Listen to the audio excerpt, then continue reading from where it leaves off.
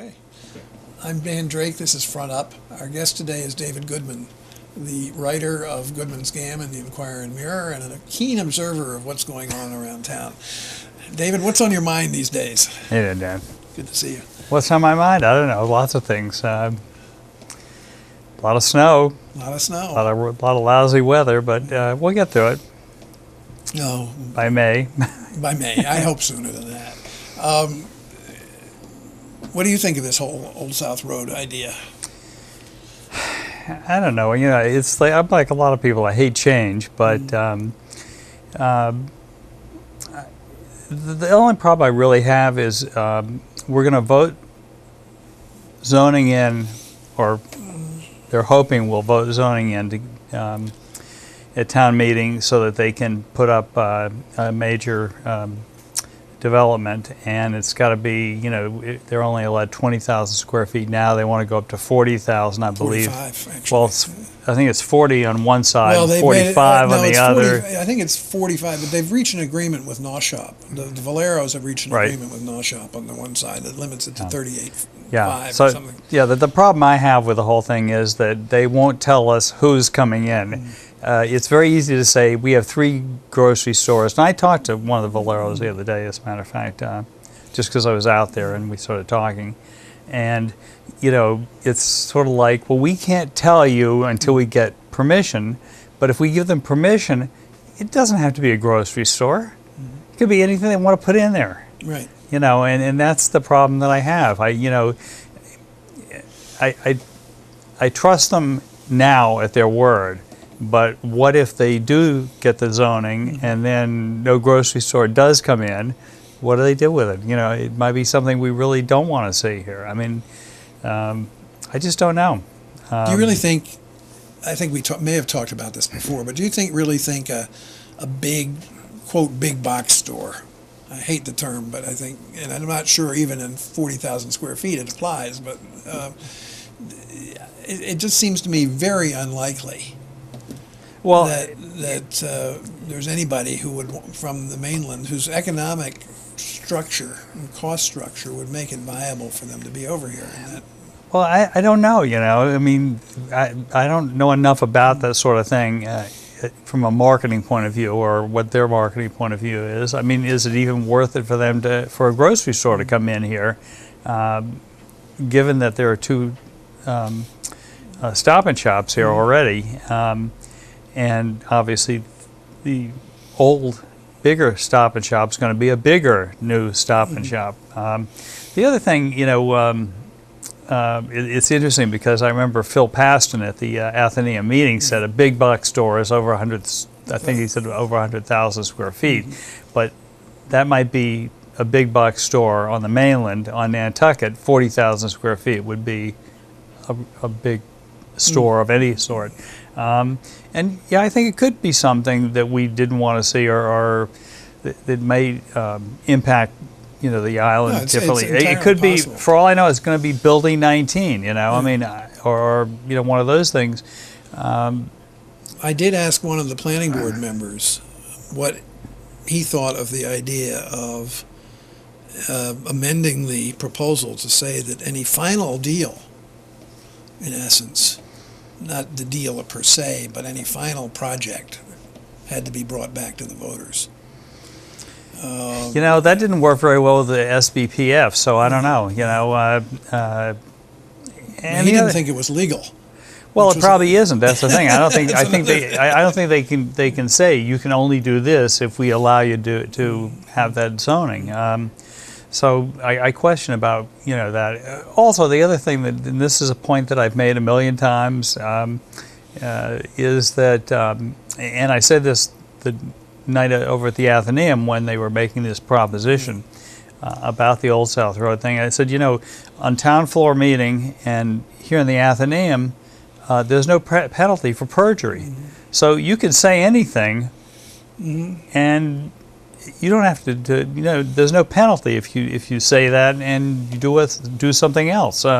So, I mean, I remember very well how we had a lawyer stand up at town meeting. This is quite a while ago when we were looking for a building cap, and he got up and said that there were only, I've forgotten how many lots available to build on, and we didn't need this building cap, and it sort of, and people just took off on that and voted this building cap down. And then the next year, about 200 houses were built. So much for there are only 20 or 30 lots left, which he had said. So that's where I have my problems, and a lot of it also is what they don't say. You have this sort of thing where, well, a good example, when they were talking about people were asking questions of Phil Paston, like, have you talked to anybody at Marine Lumber? And he said, no, he hadn't. But I don't know that maybe somebody that works for him hasn't talked to Marine Lumber. I don't know that they haven't talked. Particularly since he said at that meeting at the Athenaeum that he was hoping for an island business to move out there. There are only a couple that would want 40,000 square feet of space. Yeah, I think we can all figure out who and they we're are. talking, it's an acre. That's a huge chunk of land. Most people on this island don't have an acre of land their house is built on. So it's also interesting that Mr. Paston and, in fairness, the other side, the people who are opposed to this, neither of them have come forward to come on this show, although they've been invited. Well, what bothered me the most about the whole thing was watching Andy Vorse and Leslie Snell and the gentleman Mike who was Burns. here earlier, the traffic planner, were just chomping at the bit to be involved with this thing. And like I said, it's what they do for a living, so obviously, hey, cool work, or whatever. But to me, I don't want them to be in favor or against it. I want them to be neutral, and they were anything but neutral. I mean, Andy Vorse kept looking down at Phil Paston to his right to, like, make sure he was saying the right things. I mean, it was really a little scary. I shouldn't say scary. It was disturbing. Well, it was, I wasn't totally surprised. I was surprised at how open he was about the other thing is that way. Linda Williams was the chairman, or is the chairman, of the Mid-Island Area Plan Working Group, which is responsible for sort of the well-being of that neighborhood. She's a member of the planning board. Well, we do have lots of conflicts of interest on the island. I don't know what it was involved with, but I saw her hand a big pack of materials to Mr. Paston just before the beginning of that meeting. Well, Linda likes to be involved, and so I'm sure she is in one way or another. And I don't know where it is. I mean, I don't know exactly what her position is. I mean, for all I know, it might have been a bunch of hate letters she passed on to Phil Paston. Although usually she's more vocal about things like that. We've talked about the Sconset Beach Fund and that effort out there before. The latest, of course, is that the Concom has cited them for some violations of the permit. And the Army Corps of Engineers. The Army Corps of Engineers has cited them as well? Yes. I had not heard that. Oh, yeah. So what do you think now? I think it's exactly what I thought. They're spoiled. We want what we want the way we want it. That's what I keep saying, and it's exactly what it is. They want, it's the hell with everybody else. I've gotten a number of emails and comments from people in Sconset who are dead against this whole thing, but they don't want to rock the boat because they're their neighbors. I can't believe that Mr. Merson there, who lives out on the bluff there, has actually come out. I mean, I'm surprised they haven't, egged his house or done worse to it. Excuse me. What the Army Corps of Engineers got them, and it was interesting because I think it was Dirk Van Leeuw and his wife had been taking all these videos and stuff.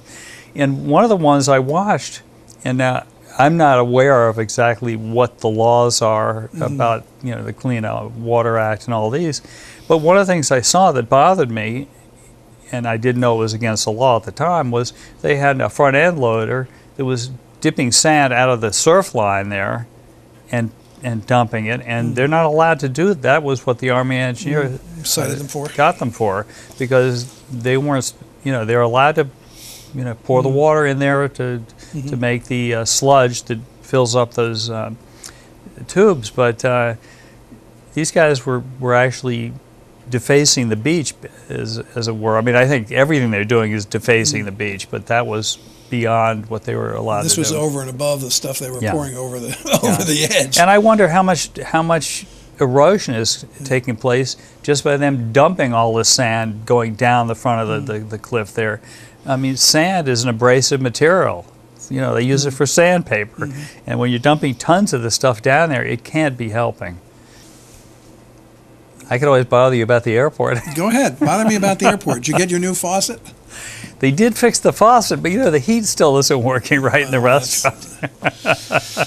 And the reason I say that is Gino and I went out there the other day for lunch, and we had been out there a few weeks before, and they said the heat's working.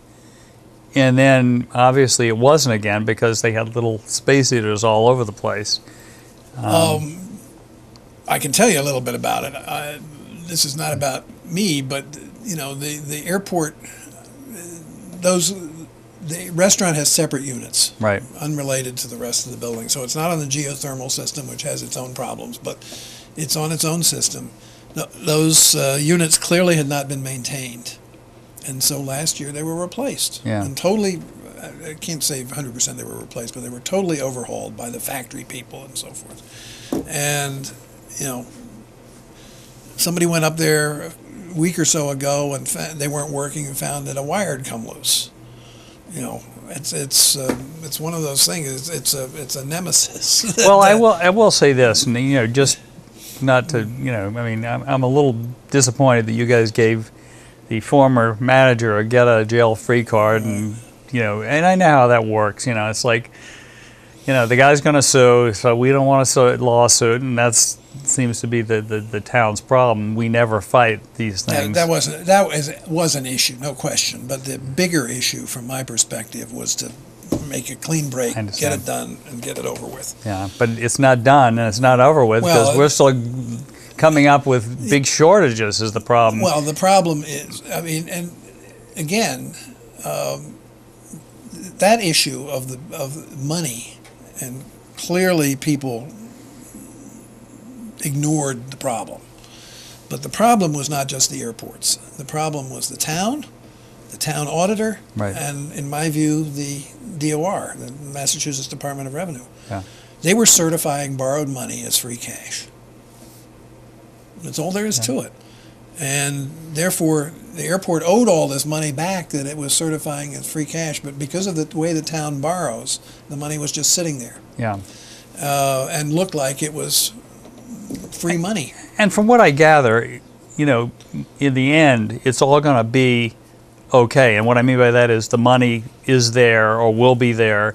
But what does bother me is that we had to have a couple of town meetings to go through, especially one special town meeting, which cost quite a bit of money. Well, those aren't over yet. No, I know. Unfortunately, because of the way the town budgets and is made to budget. It goes back to something that was being talked about before, that, you know, there are a lot of state rules that govern, and you know, things like the beach preservation activity. It's all governed by rules that are there. Nobody understands sometimes why they're there or why they were made that way.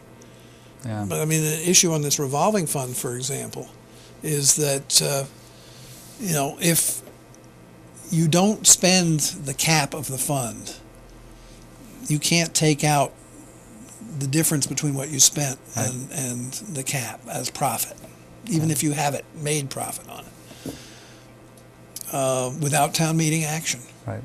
And you can't get the cap reduced without town meeting action. But if you need it increased, you can go to the Finance Committee and the Board of Selectmen and get it increased. Yeah. Well, we already blew it because, you know, we failed to secede when we should have, and you know, I still think that we put more into the state coffers and the federal coffers than we get back. We don't get a lot of credit for what we put in. That's for sure. You know, there's a lot of things that we don't, you know, that we're not getting our money back on, and I understand why. You know, we're small.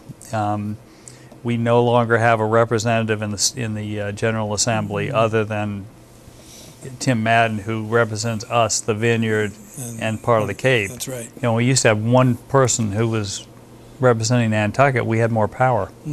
The other thing that's sort of interesting these days is the Cheryl Bartlett situation. I don't know if you've been reading about that in the Globe, but a little bit, but I think we are running out of time, so we may have to come back to that another time.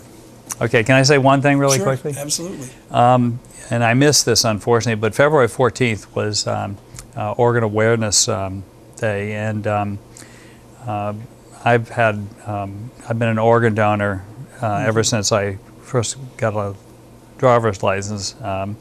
Actually, it went the other way with me because I had an organ donated to me, but I hope people will remember and when they get their license, put that down on their license so that you can do it when you renew your license. Yeah, and the thing is, to me, it's the ultimate recycling.